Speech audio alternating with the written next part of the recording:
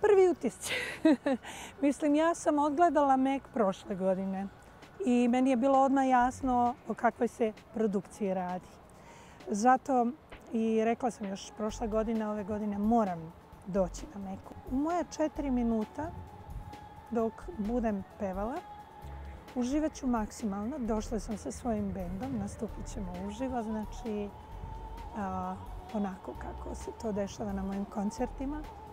A Mek će se potruditi da toj priči doda, ajmo reći, jedno maestralno i nestvarno svetlo da bi sve izgledalo magično.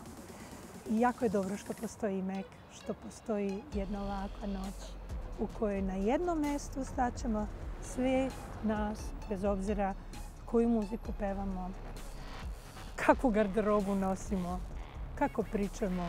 Jednostavno sve to ispod jednog neba. Ja uvijek nosim kofer ljubavi, a nadam se i vi. Ja sam sutra na Mekovoj manifestaciji, festivalu, noć koju ćete sigurno svi zapamtiti. Dođite u Stark Arenu, Beograd, Stark Arena, 27. januar i Mek, veličanstveni Mek. Volim vas vaša klijeta.